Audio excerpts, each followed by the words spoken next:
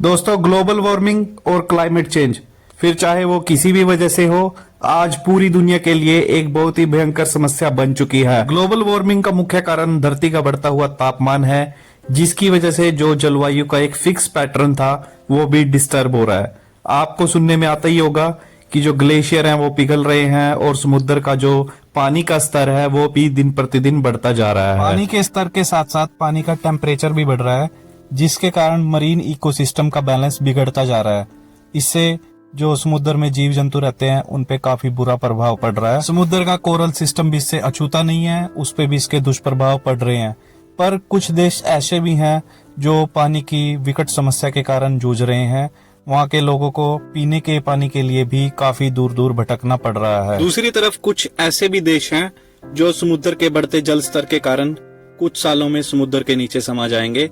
कुछ बुद्धिजीवी कहते हैं कि कुछ चुनिंदा देश हैं जो कुछ सालों में समुद्र के अंदर समा जाएंगे। तो उन्हीं देशों के बारे में आज हम इस वीडियो में बात करने वाले हैं। आप खुद सोचिए कि जब आप रोजगार के लिए अपना घर या परिवार छोड़ते हैं और आप 2-3 साल बाहर रहते हैं तो आपको कितनी तकलीफ होती है। पर इन लोगों के लिए तो ये परमानेंट माइग्रेशन होगा, क्योंकि बढ़ते हुए बाढ़ के खतरे, समुद्र का जल स्तर इनके लिए भाई गंभीर समस्या उत्पन्न कर रहा है। लिस्ट में पहले नंबर पर आता है तुवालू देश, जो कि एक पोलिनेशियन कंट्री है। यह देश प्रशांत महासागर में स्थित एक छोटा सा खूबसूरत द्वीपीय देश है जो 9 प्रवाल द्वीपों से मिलकर बना है। तुवालू में लगभग 11,000 लोग रहते हैं और इस पूरे देश का जो क्षेत्रफल है वो मात्र 26 वर्ग किलोमीटर है।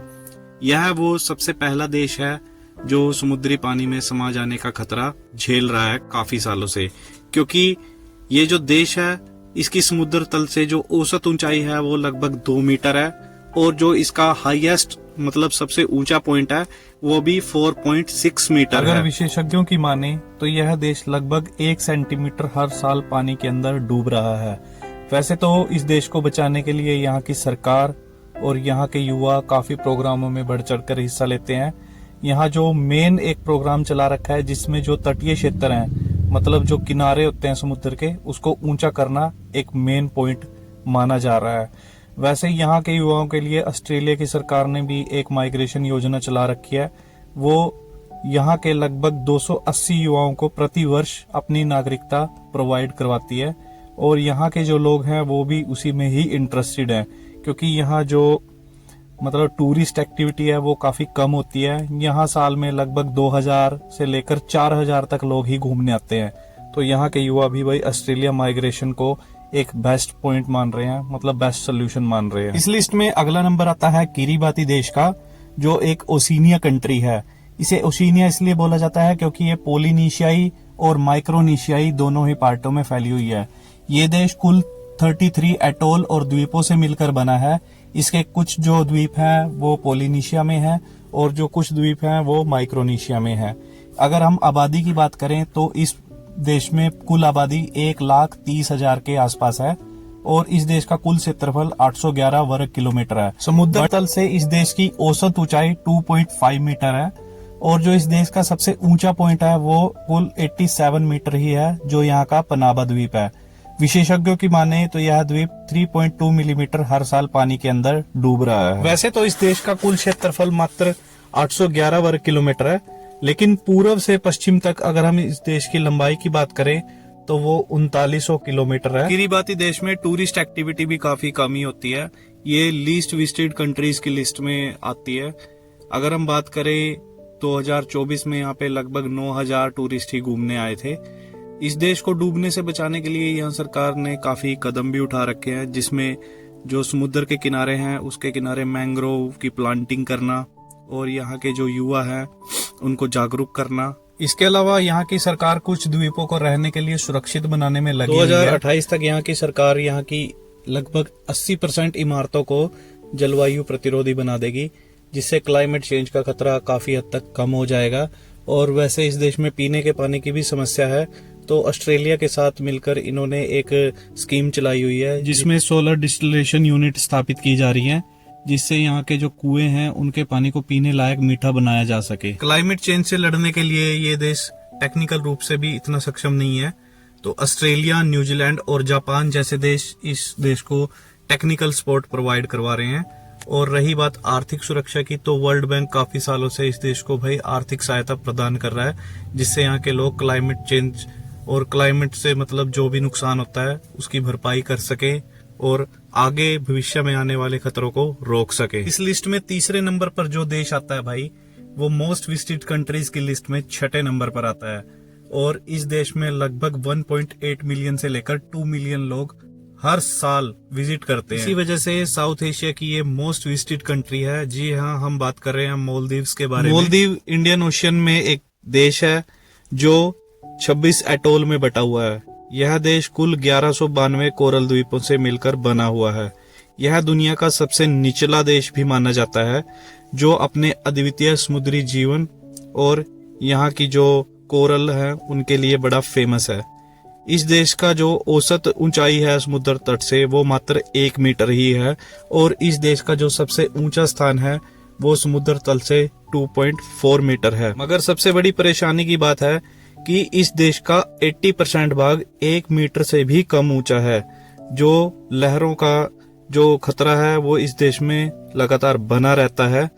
यहाँ 200 द्वीप ऐसे हैं जिनमें लोग रहते हैं, और लगभग 164 जो द्वीप हैं वो टूरिस्ट के लिए रिजर्व रखे गए हैं। यह देश बढ़ते समुद्री जल से बचने के लिए सक्रिय रूप से कई कदम उठा रहा है, जिसमें मुख्य रूप से रेत पंप करके नए द्वीपों का निर्माण करना, कृत्रिम द्वीप बनाना, इसके अलावा तैरते हुए शहर बनाना, समुद्री दीवारें व कंक्रीट सिलेंडरों का निर्माण करना, मैंग्रोव व प्रवाल भित्तियों का संरक्षण करना आदि मुख्य रूप से शामिल है। टेक्निकली और फाइनेंशियली भी काफी साउंड है। इस लिस्ट में अगला नंबर है बांग्लादेश का, जो हिंद महासागर के किनारे है।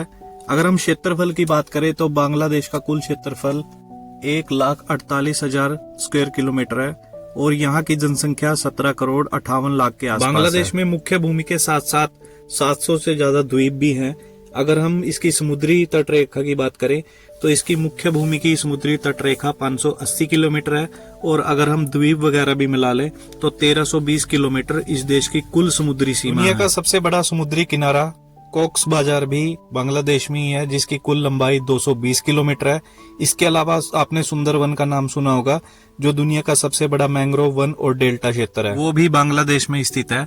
अगर विशेषज्ञों की माने तो ये देश हर साल 4 से 7 सेंटीमीटर समुद्र के अंदर समा रहा है। इस लिस्ट में 5वें नंबर पर आता है मार्शल द्वीप, जो प्रशांत महासागर में स्थित है।